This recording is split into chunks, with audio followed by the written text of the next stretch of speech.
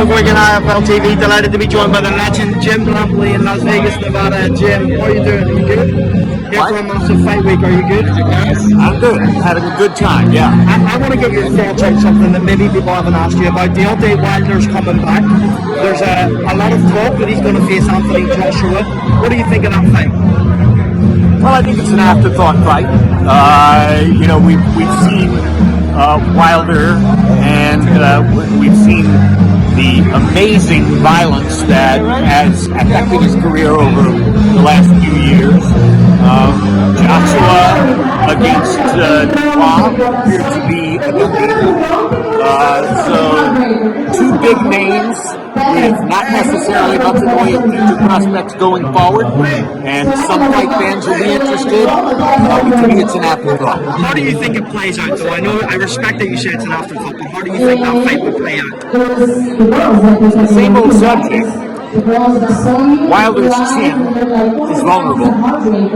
Does Joshua still have enough pop to detonate that chin? Didn't seem to have that kind of pop against Dubois. So this could be a long 12-round slog to a decision that nobody's really interested in seeing. Everybody, to make that fight, you're looking for fireworks. You're looking for, you know, somebody to go down.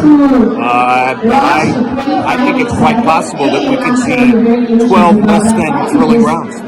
Obviously, Crawford CANELO seems like it's done for September. What do you make of that fight? And do you think maybe it's a step up too far for Terence Crawford in weight? We're going to find out. You know, we're talking about an initial 21-pound weight gap. Obviously, it will narrow in some ways going in, but at the end of the day, this is the product of Terence Crawford's monstrous and unquenchable ambition. Nobody has managed to turn that ambition off so far. Now he's biting off the biggest bite he can chew, because Canelo is number one dollar for dollar, Crawford's number one pound for pound. That's the reason for the fight. It's all about Terence's ambition, but a 21-pound weight gap is a 21-pound weight gap. And oh, by the way, what is Canelo's number one asset in the ring? To me, it is his punch resistance. He's very, very difficult. So, unless Crawford can pound away, discourage Canelo, win a 12-round decision, it's hard for me to imagine by which formula he wins the fight. I spoke to Shakur Stevenson. He said in his 12-month plan he wants to fight DeOntay Davis. How do you think that fight would go between DeOntay and Shakur Stevenson? Stevenson is a defensive genius. Very hard to hit cleanly and clearly.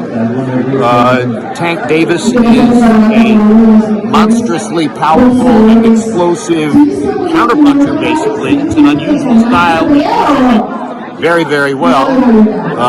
It's either a Stevenson unanimous decision or it's a Tank Davis knockout. Take your pick. Last one from me, Jim. Benavidez, MORRELL this weekend. How does it go? It's a great fight. I think both fighters have enormous prospects in front of them, particularly if they win.